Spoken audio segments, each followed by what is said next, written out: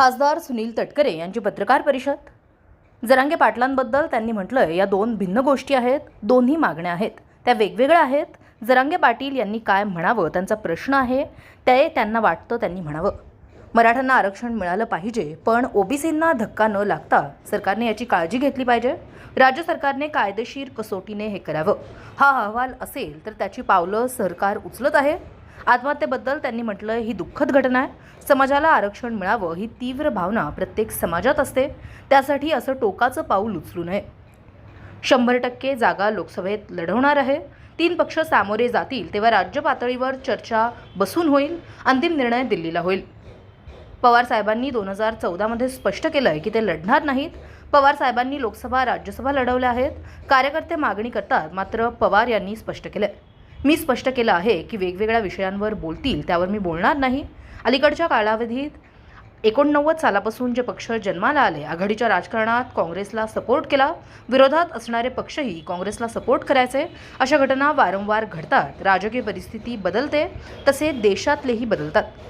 आम्ही विचारधारेशी ठाम आहोत। ललित पाटलांबद्दल त्यांनी म्हटलंय, संजय राऊत प्रत्येक विषयावर बोलतात, ते डॉक्टर आहेत, विद्वान आहेत। मी दिलेल्या प्रश्नांचं उत्तर त्यांनी दिलेलं नाही। ते असंच बोलत राहिले तर उरलेलंही महाराष्ट्राच्या जनतेला सांगावं लागेल। सुप्रिया सुळे आणि सुनेत्रा पवारांच्या लढाईबद्दल त्यांनी म्हटलंय, आपापल्या कार्यकर्त्यांना बॅनर आवडतात। एखाद्या कार्यकर्त्यांनी बॅनर लावला असेल तर ती चूक नाही। आमदारांच्या संपर्काबद्दल त्यांनी म्हटलंय, ज्यांनी वक्तव्य केलं तेच संपर्कात आहेत, यावर मी जास्त सांगण्याची गरज नाही। एखादं दुसरे सोडले तर सर्व अजितदादांसोबत असल्याचं पाहायला मिळतं। 15 जण येण्यात कोण कुठं अडतंय असा शब्द वापरणं स्वाभाविक आहे। जयंत पाटील यांच्या पोटातलं पाणी हलत नाही, डोळ्यातलं पाणी बदलत नाही, असे मत खासदार सुनील तटकरे यांनी पत्रकार परिषदेत व्यक्त केले। ते मुंबईत बोलत होते। ब्युरो रिपोर्ट, तेज मराठी न्यूज, मुंबई। एक असं आहे की आदरणीय पवार साहेबांनी 2014 मध्ये स्पष्ट केले की ते लोकसभा लढणार नाही। मला असं वाटतं की आजही आदरणीय पवार साहेबांचं स्टेटमेंट आलं की ते राज्यभर दौरा करणार आहे आणि लोकसभेच्या निवडणुकीला काय ते सामोरं जाणार नाही आहे। आणि शेवटी त्या नेतृत्वाने गेले अनेक वर्ष आदरणीय पवार साहेबांनी विधानसभा, लोकसभा या सगळ्या निवडणुका लढलेल्या आहेत। 2014 सालामध्ये त्यांनी कॉन्शियसली आदरणीय पवार साहेबांनी लोकसभा निवडणूक न लढण्याचा निर्णय त्या ठिकाणी घेतलेला आहे। त्यामुळे कार्यकर्ते मागणी नेत्यांच्याकडे करत असतात, पण मला असं वाटतं आज पवार साहेबांचा खुलासा बघितल्यानंतर त्याच्यातली स्पष्टता त्या ठिकाणी आलेली आहे। लोकसभा निवडणुका पाईपलाईन मध्ये तुम्ही म्हणताय की महायुती तुम्ही सगळे सोबत लढणार, काही बेसिक फॉर्म्युलास डिस्कशन झाले असतील ना आतापर्यंत? नाही, अद्यापर्यंत झालेलं नाही आहे। बेसिक फॉर्म्युला हा प्रत्येकाच्या मनामध्ये त्या ठिकाणी असतो। आतापर्यंत समन्वय समितीच्या 3 बैठका झाल्या, त्यामध्ये राज्य पातळीवरती, जिल्हा स्तरावरती, विधानसभा मतदारसंघ स्तरावरती समन्वय समित्यांचं 3 पक्ष आणि इतर घटक पक्ष यांचं त्या ठिकाणी गठन करावे आम्ही ठरवलेलं आहे आणि पुढच्या 7-8 दिवसामध्ये ते आमचं गठन त्या ठिकाणी पूर्ण होईल।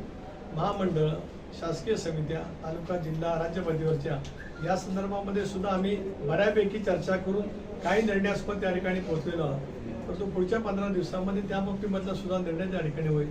अपेक्षा अशी आहे की नोव्हेंबर-डिसेंबरच्या आसपास लोकसभेच्या बाबतीमध्ये सुद्धा आम्ही एकत्रितपणाने त्या ठिकाणी बसू। यशवंतराव चव्हाणांच्या फोटो संदर्भात बोलताना सुद्धा पवारांनी असं म्हटलं की ज्या पक्षासोबत विचाराबरोबर आपण जाणार नाही असं यशवंतराव चव्हाण म्हटले होते, त्यासोबत आता आघाडी केलेला आहे। यशवंतरावांना या सगळ्या गोष्टीबद्दल पाहताना काय वाटत असेल सध्याच्या परिस्थितीमध्ये? एक असं आहे की मी वारंवार स्पष्ट केले की आदरणीय पवार साहेब वेगवेगळ्या विषयावरती आणि विशेष करून आम्ही मंडळींची जी काय भूमिका घेतलेली आहे त्या संदर्भामध्ये त्यांचं मत ज्यावेळेला व्यक्त करते त्यावेळेला मी अजिबात त्या विषयावरती त्या ठिकाणी बोलणार नाही। परंतु स्वर्गीय यशवंतराव चव्हाण साहेबांचा नाव घेण्याचा, त्यांचा फोटो लावण्याचा आम्हाला मंडळींना सुद्धा नक्कीच त्या ठिकाणी अधिकार आहे। आम्ही त्याच विचारधारेमध्ये आमच्या सर्वांचं राजकीय आयुष्य त्या ठिकाणी घडलेलं आहे। मी मागे सांगितल्याने आता पुन्हा एकदा सांगू इच्छितो आहे की अलीकडच्या कालावधीमध्ये विशेष करून 89 सालापासून या देशामध्ये आघाडीच्या राजकारणाची आणि सरकारची अपरिहार्यता आहे। चव्हाण साहेबांनी विचार जरूर ज्या कालावधीमध्ये मांडला त्यावेळेला देशामध्ये केंद्रात आणि राज्यात आघाडीच्या राजकारणाची अपरिहार्यता नव्हती। एक भाग त्या संदर्भामधलं सुद्धा 1-2 उदाहरणं देता येतील। चव्हाण साहेबांच्या ज्या वेळेला हयात होते, ज्या वेळेला ते देशाचं नेतृत्व करत होते, राज्याचं नेतृत्व करत होते, पण त्या विषयावरती मी आज काय भाष्य या ठिकाणी करणार नाही। परंतु 89 सालापासून जर का आपण प्रामुख्यानं पाहिलं तर जे पक्ष, काही पक्ष काँग्रेसच्या विरोधामध्ये या देशामध्ये जन्माला आले किंवा त्या पक्षाची स्थापना झाली, त्यांची कायम आयडिओलॉजी काँग्रेसच्या पूर्ण टोकाच्या विरोधाची होती. परंतु आघाडीच्या राजकारणामध्ये त्यांनी काँग्रेसला सपोर्टिंग केला, काँग्रेसच्या सरकारमध्ये सुद्धा सहभागी झाले. काही वेळेला विश्वनाथ प्रताप सिंग आयुष्यभर काँग्रेसमध्ये गेलं, पण ज्यावेळेला 89 साली विश्वनाथ प्रताप सिंग हे देशाचे पंतप्रधान झाले, त्याला भारतीय जनता पक्षाने त्यांना बाहेरून पाठिंबा दिला. चौधरी चरण सिंग यांच्या सरकारला काँग्रेस पक्षाने बाहेरून पाठिंबा दिला. अशा घटना देशात आणि राज्यात वारंवार घडतात. म्हणून मी नितीश कुमारांचं उदाहरण दिलं, ममता दीदींचं उदाहरण त्या ठिकाणी दिलं. हे सगळे आज नेते आहेत. किंवा अरविंद केजरीवाल यांनी युपीएच्या विरोधामध्ये जे दिल्लीला आंदोलन सुरू केलं ते प्रामुख्याने युपीएच्या विरोधामध्ये होतं, पण आज ते युपीए म्हणजे नवीन इंडिया आघाडीचे एक महत्त्वाचे घटक त्या ठिकाणी बसलेले आहेत. राजकीय परिस्थिती बदलते त्यावेळेला अनेक वेळेला देशातले प्रमुख राजकीय पक्ष सुद्धा भूमिका बदलत असतात. अशा वेळेला आम्ही काय भूमिका घेतली त्याच्याबद्दलचं इतकं प्रतिबाद होण्याचं काही कारण नाही असं मला स्वतःला वाटतं. कारण दादाने ती स्पष्टता भूमिका घेतली तेव्हा दिले आणि 100 दिवस पूर्ण झाल्याच्या नंतर एक अतिशय उत्तम पैचं पत्र त्यांनी लिहिलं, भावनिक लिहिलं, कसोटीवरती लिहिलंय, निर्णयाच्यावरती आधारित लिहिलंय, विचारधारेवरती लिहिलंय आणि ते महाराष्ट्रातल्या 13 कोटी जनतेला उद्देशून त्या ठिकाणी लिहिलेलं आहे. म्हणून आम्ही आमची विचारधारेशी ठाम आहोत, पण नवीन घेतलेल्या भूमिकेच्या बरोबर सुद्धा तेवढेच आहोत हे मला या ठिकाणी सांगायचं. ललित ड्रग्ज प्रकरण सुरू आहे, ललित पाटील, त्याच्यावरून आता संजय राऊत असतील किंवा विरोधक असतील सरकारला धारळ धरतायत. सरकारने राजीनामे द्यायचे अनेक मंत्र्यांची अशी त्याची मागणी आहे. विपक्षांना काही कारवाई नाही केली. या संदर्भामध्ये शेवटी सरकार आणि ते परस्परांना उत्तर देतील. मी काय सरकारचा भाग त्या ठिकाणी नाही. अलीकडे कसं की संजय राऊत प्रत्येक विषयावरती बोलत असतात. माझं ज्ञान त्यांच्यापेक्षा खूप छोटं असल्यामुळे मला प्रत्येक बाबतीमध्ये बोलता येत नाही, कारण ते डॉक्टरही आहेत, विद्वानही आहे, सगळं काय आहे. फक्त मी ज्याशी बोललेल्या प्रश्नाला अजून काही त्याने उत्तर दिलेलं नाही. कारण दिल्लीवरून आल्याच्यानंतर उद्धवजींची भूमिका काय झालेली होती मी त्याही वेळेला बोललो आणि आताही बोलतोय की उद्धवजींनी अजिबात वेगळं वाटून घेऊ नये. उद्धवजींची भूमिका उद्धवजींनी कुठं सांगितली नाही. उद्धवजींच्या मनात काय आलं होतं हे संजय राऊतांनी मला सांगितलं, दादाला सांगितलं, एकनाथ शिंदे साहेब उपस्थित होते, मिलिंद नार्वेकर उपस्थित होते. त्याचं उत्तर ना ते देऊ शकले. मला अशोक चव्हाणांचं सुद्धा ज्येष्ठ नेते आहेत, ते मुख्यमंत्री असताना मी मंत्री म्हणून काम केलंय, त्यांचे मला आश्चर्य वाटलं की मी असं म्हणालो आणि मग ते म्हणाले की पंतप्रधानांना भेटून आल्याच्यानंतर आम्ही दोघेही बाहेर होतो, मला कसं कळलं. मला कळलं असं मी म्हणतच नाही. अशोकरावांचा कदाचित गैरसमज झाला. एखाद्या गोष्टीचं बरोबर उत्तर देताना आलं की माणसं मग असं अडून वळून उत्तर दिल्यासारखं दाखवण्याचा प्रयत्न करतात. माझ्या त्या दिवशीच्या वक्तव्यात किंवा प्रेसमध्ये मी कुठेही उद्धवजी असं बोलले किंवा पंतप्रधान महोदयांची त्यांची काही चर्चा झाली हे मी सांगितलं नाही. मला ती माहितीच नाही. त्यांच्या मनात काय आलं हे जे संजय राऊतांनी मला सांगितलं ते आपल्या समोर सांगितलं. पण संजय राऊतांना मी एवढं सांगतो की तो फक्त पहिला ट्रेलर आहे. अजूनही खूप गोष्टीची त्यांनी आमच्याजवळ चर्चा केलेली आहे. ते असं सतत बोलत राहिले तर मला उरलेलं सुद्धा आपल्या मार्फत महाराष्ट्रातल्या जनतेला नक्की त्या ठिकाणी सांगावं लागेल. जरांगे पाटील यांचं प्रामुख्यानं ओबीसीतून आरक्षण मिळावं, कुणबी प्रमाणपत्र सर्वांना मिळावं अशा प्रकारची मागणी आहे. तर दुसरीकडं ओबीसी मधून आरक्षण नको अशी भूमिका नारायण राणे यांना काही वेळापूर्वीच पत्रकार परिषद घेऊन घेतलेली आहे. एकत्रितच तो नारायण राणेंच्या भूमिकेमुळे आगामी काळात ओबीसी नाराज होण्याची शक्यता नाकारते. त्यांचं म्हणणं असं आहे की कुणबी मराठा वेगळे आहेत आणि 96 मराठा वेगळे आहेत. म्हणूनच आता जे म्हणलं तसं तुमचा प्रश्न कॉन्ट्रडिक्टरी आहे. तुम्ही असं म्हणाल की नारायणराव राणे असं म्हणाले की त्यांना ओबीसीचं आरक्षण नको, कुणबींची मतं आरक्षण. तेच ना, आमच्या सर्वांची स्वच्छपणाची भूमिका आहे की सकल मराठा समाजाला आरक्षण त्या ठिकाणी मिळालं पाहिजे. पण ओबीसीच्या आरक्षणाला जराही धक्का न लावता त्या संदर्भातला निर्णय राज्य सरकारने त्या ठिकाणी कायदेशीर कसोटीवरती तपासून दिला गेला पाहिजे. कारण अशापैकी निर्णय दोनदा त्या ठिकाणी घेतले गेले. काही प्रमाणामध्ये शैक्षणिक अंमलबजावणी काही ठिकाणी झाली आणि तेवढ्यातच कधी उच्च न्यायालयाने कधी सर्वोच्च न्यायालयाने हे सगळे निर्णय त्या ठिकाणी रद्दबातल ठरवलेले आहेत. मला स्वतःला राष्ट्रवादी काँग्रेस पक्षाचा अध्यक्ष म्हणून असं वाटतं की राज्य सरकारने कायद्याच्या पूर्णपणाच्या कसोटीवरतीच आरक्षण देण्याच्या दृष्टिकोनातून निर्णय त्या ठिकाणी घ्यावा.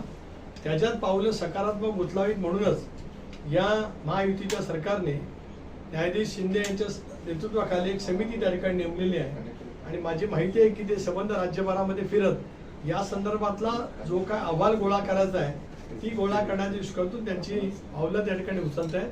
याचा अर्थ असा आहे की राज्य सरकार सकल मराठा समाजाच्या आरक्षणाच्या संदर्भामध्ये सकारात्मक त्या ठिकाणी आहे. या संदर्भातच आज एक आत्महत्या झालेली आहे. बँड्राला एका युवकाने आत्महत्या केलेली आहे सर, मराठा आरक्षणासाठीच. एक असं आहे की ही अत्यंत दुर्दैवी बाब त्या ठिकाणी आहे. समाजाला आरक्षण मिळालं पाहिजे ही तीव्र भावना प्रत्येक समाजामध्ये त्या ठिकाणी असते, पण इतकं टोकाचं पाऊल व्यक्तिगत जीवनामध्ये उचलून जीवन संपवणं ही बाब आमच्या सर्वांच्यासाठी अत्यंत गंभीर आहे. एक महत्वाचं, एकीकडे शिंदे समितीकडून जो अहवाल आता तयार होतो त्याच्यामध्ये जवळपास 5,000 जणांचे वंशवेळ सापडल्या, पण तसं पाहायला गेलं तर कुणबींची मोठी संख्या आहे ज्यांना अकोमोडेट करावं लागेल. आणि हे एकीकडे होत असताना दुसरीकडे सरकार असं म्हणतं जरांगे पाटलांना त्यांनी आश्वासन पण दिलंय. पण मग या दोन कॉन्ट्रॅक्टरी गोष्टी एकत्र कसं काय आणणार जर कुणबीमध्ये अकोमोडेट करताना प्रॉब्लेम येणार तर? एक असं आहे की जे माझ्या भाषणात आलं तर कदाचित वेगळं असू शकेल की निजामाच्या कालावधीमध्ये जे जिल्हे विशेष करून मराठामधले निजामाच्या राजवटीखाली त्या ठिकाणी होते त्या कालावधीमध्ये मराठा समाजाची नोंद कुणबी म्हणून त्या ठिकाणी केली गेली होती. त्या संदर्भातलं पूर्णपणाचं सर्वेक्षण करून त्याच्या आधारित त्यांना कुणबी म्हणून दाखले दिले जावेत असं जरांगेंचं ज्या वेळेला उपोषण झालं त्यावेळेला राज्य सरकारने त्यांना दशाबाईचं सांगितलेलं होतं आणि मला असं वाटतं की त्या पद्धतीची कारवाई त्या ठिकाणी सुरू आहे. इतर ठिकाणी मात्र आता कोकणामध्ये असलेला कुणबी समाज, कोकणामध्ये असलेल्या कुणबी समाजाला सुद्धा आरक्षण ओबीसीचा दाखला मिळवताना ते आहेत कुणबीच, पण आरक्षण मिळवताना 50 वर्षाची वंशावळ ही त्या ठिकाणी त्यांना सिद्ध करावी लागत असते. मराठा समाजाच्या बाबतीमध्ये तर दशाबाईची वंशावळ सिद्ध करणं इतकंसं काही सोपं नाही, पण माझी जी भूमिका आहे मी या ठिकाणी मांडली की तशा पद्धतीने कुठली करण्यापेक्षा निर्णय तशा पद्धतीने होण्यापेक्षा कायद्याच्या कसोटीवरती आत्तापर्यंत आलेले घेतलेले निर्णय, सर्वोच्च न्यायालय आणि उच्च न्यायालयाने दिलेले निर्णय या साऱ्या गोष्टीचा सारासार पूर्णपणाने कायदेशीरदृष्ट्या अभ्यास करत सरकारने या संदर्भामध्ये भूमिका घेतली पाहिजे अशी आमची स्पष्टपणाची मागणी आहे आणि तो निर्णय आरक्षणाच्या दृष्टीकोनातून सकारात्मक असावा. लोकसभेची बैठक सुरू आहे सर्व पक्षांची. शरद पवार त्या ठिकाणी बैठका घेत आहेत. मुख्यमंत्री एकनाथ शिंदेनी बैठक घेतली. त्यांच्या खासदारांकडनं हे स्पष्ट करण्यात आलं की 22 जागांवरती शिवसेनेचा दावा राहणार आहे. उर्वरित 26 जर फॉर्म्युल्यानुसार भाजप लढणार असेल तर राष्ट्रवादीला काय होणार? एक असं की राष्ट्रवादी काँग्रेस पक्ष लोकसभेची जागा 100% त्या ठिकाणी लढणार आहे. जसं चंद्रशेखर बावनकुळे यांनी महाराष्ट्र प्रदेश भारतीय जनता पक्षाचे अध्यक्ष त्यांनी सांगितलं की ज्यावेळेला 3 पक्ष लोकसभेच्या निवडणुकीला समोर जातील त्यावेळेला राज्य पातळीवरती आमची चर्चा त्यांच्याजवळ निश्चितपणाने सर्वांची होईल. आम्ही तिन्ही पक्ष काँग्रेस, राष्ट्रवादी काँग्रेस, शिवसेना आणि भारतीय जनता पक्ष राज्य पातळीवरती आम्ही सगळे नेते एकत्रितपणाने बसू आणि या संदर्भातला अंतिम निर्णय दिल्लीचा शीर्षस्थ नेत्यांकडनं त्या ठिकाणी होईल. एक बाब नक्की आहे, कोण किती जागा लढवणार हे मी आज सांगू शकत नाही, पण तिघही एकत्रितपणाने या निवडणुकीला एनडीए म्हणून महायुती म्हणून 100% सामोरं जातात. म्हणजे रायगड असेल, शिरूर असेल किंवा त्या ठिकाणी नाशिक असेल या सगळ्या ज्या राष्ट्रवादीच्या जागा आहे यावरही शिवसेनेने कुठेतरी दावा सांगितलेला आहे अप्रत्यक्ष. नाही, आता त्यांनी दावा सांगताना नेमका कुठले मतदारसंघ सांगितले मला माहीत नाही. आता रायगड, शिरूर, बारामती, सातारा इथे विद्यमान राष्ट्रवादी काँग्रेस पक्षाचे आमदार आहेत, त्याचे खासदार आहेत. 2019च्या निवडणुकीमध्ये निवडून आलेले खासदार त्या ठिकाणी आहेत. नाशिकला काय राष्ट्रवादी काँग्रेस पक्षाचे खासदार निवडून आलेले नाहीत, पण गेली अनेक वर्ष काँग्रेस आणि राष्ट्रवादी काँग्रेस पक्षाच्या आघाडीमध्ये ती जागा 2004 सालापासून राष्ट्रवादी काँग्रेस पक्ष त्या ठिकाणी लढवत आला. हे झालं जुनं इक्वेशन. पण मी आता आपल्याला पुन्हा एकदा हे सांगू इच्छित आहे की एकंदरीत 48 जागांचा विचार करत निवडून येण्याच्या क्षमतेवरती एकंदरीत जी राजकीय परिस्थिती वेगवेगळ्या लोकसभा मतदारसंघामध्ये भिन्न आहे त्याचा पूर्णपणाने अभ्यास करून आम्ही एका विशिष्ट कन्क्लुजनला राज्य पातळीवरती येऊ. काही बाबतीमध्ये किंवा या सर्वच बाबतीमध्ये शेवटचं शिक्कामोर्तब हे केंद्रात दिल्लीतल्या शीर्षस्थ नेत्यांकडनं त्या ठिकाणी मिळेल.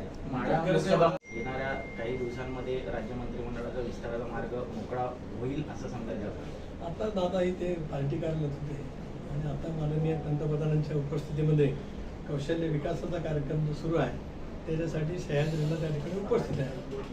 माझ्या माहितीप्रमाणे निदान मला माहिती नाही ते दिल्लीत जाणार आहे. तुम्हाला माहिती असेल तर मला आपोआप तुमच्या बाबतीत कळेल. तडे साहेब, पॅलेस्टाईनच्या मुद्द्यावरून केंद्र सरकार आणि पंतप्रधान नरेंद्र मोदी यांच्या वेगवेगळ्या भूमिका पाहायला मिळाल्या. शरद पवारांनी यावर बोट ठेवलं होतं. त्यांना म्हटलं होतं की पॅलेस्टाईनला सपोर्ट करण्यासंदर्भात कायमच भूमिका राहिली होती. अटल बिहारी वाजपेयी यांचा दाखला देखील या निमित्तानं त्यांना दिला होता. मात्र कालपासून शरद पवारांवर प्रचंड प्रमाणात टीका होते की कशा पद्धतीने ते दहशतवादाला सपोर्ट करतात. या सगळ्या विषयामध्ये राष्ट्रवादी म्हणून तुमची काय भूमिका असते? इस्रायल पॅलेस्टाईन प्रश्न भारताच्या दृष्टीने आंतरराष्ट्रीय अर्थात परराष्ट्र धोरणाचा भाग आहे. देशाच्या परराष्ट्र धोरणाशी राजकीय हेतूने तडजोड करता कधी येतच नाही. भारताने कायमचं मानवतावादाचे मूल्य जपत जगाला शांततेच्या मार्गावरती नेण्याचा प्रयत्न केला. 105 अलिप्त राष्ट्रांची चळवळ असेल, अलीकडच्या कालावधीमध्ये नरेंद्र मोदी साहेबांनी देशभरामध्ये जगभरामध्ये दौरा करत वेगवेगळ्या राष्ट्रांशी केलेला संवाद असेल, याच्यामधून एक भूमिका आपण स्पष्ट केलेली आहे की आम्हाला युद्ध नको, बुद्ध हवा. हा भारताचा मूलमंत्र त्या ठिकाणी आहे. त्याच्यामुळे देशाच्या परराष्ट्रीय धोरणाशी राष्ट्रवादी काँग्रेस पक्ष सहमत आहे. तर साहेब, सुप्रिया सुळे विरोधात सुनेत्रा पवार चर्चा आहे. बारामतीचे म्हणजे वारजे लोकसभा मतदारसंघात सुनेत्रा पवारांचा वाढदिवसाचा एक मोठा पोस्टर लावण्यात आलाय. अशी चर्चा आहे की बारामतीत सुप्रिया सुळे आणि विरोधात सुनेत्रा पवार उमेदवार. एक असं आहे की प्रत्येक कार्यकर्त्याला आपल्या नेत्याच्या प्रती आदर आणि शुभेच्छा देत असताना त्यांचं राजकारणामध्ये काय स्थान असावं असं प्रत्येक कार्यकर्त्याला वेगवेगळ्या पद्धतीचं त्या ठिकाणी वाटत असतं. जसं आपण अनेक वेळेला पाहतो की राज्यात मुख्यमंत्री अमुक अमुक असावे, असं राज्यामध्ये असलेल्या सगळ्याच राजकीय पक्षाच्या नेत्यांना वाटतं. काही लोकांना तर आतापासूनच मुख्यमंत्री झाल्यासारखी स्वप्नच पडत आहेत 2024 नंतर. त्यामुळे त्यांची भाषा जर तशाच पद्धतीची असलेली त्या ठिकाणी पाहायला मिळते. त्याच्यामुळे एखाद्या कार्यकर्त्याने उत्साह आणि प्रेमापोटी सदिच्छेपोटी असा काही बॅनर लावला असेल तर त्याच्या काही चूक असेल का भाग नाही. मी वारंवार स्पष्ट केलं की बारामती असेल किंवा जे मतदारसंघ राष्ट्रवादी काँग्रेस पक्ष महायुतीच्या माध्यमातून लढेल ते उमेदवार आदरणीय राष्ट्रीय अध्यक्ष म्हणून अजितदादा, पक्षाचं संसदीय पार्लमेंटरी बोर्ड त्या ठिकाणी ठरवेल आणि जे उमेदवार असतील ते उमेदवारांच्या पाठीमागे आमचे शरद पवार म्हणजे मी आगामी लोकसभा लढवणार नाही. दिंडोरी लोकसभा निहाय आढावा बैठकीत शरद पवारांनी भूमिका स्पष्ट केली आहे. नाही, मी मगाच सांगितलं यांच्या प्रश्नाला उत्तर देताना ज्यावेळेला त्यांनी मला विचारलं की साहेब बारामती माडाला निवडणूक लढवल्यावर आमची भूमिका काय राहणार, त्याच वेळेला मी सांगितलं की साहेबांनी आजच स्पष्ट केलं आहे, वारंवार स्पष्ट केले, 2014 सालापासून स्पष्ट केलं आहे की ते आता थेट निवडणुकीच्या मध्ये उभे राहणार नाही. 2014 त्यांनी महाराष्ट्रातल्या देशातल्या जनतेला त्या ठिकाणी सांगितलेलं आहे. हा सगळा प्रश्न प्रस्तुत आहे. हिंदी में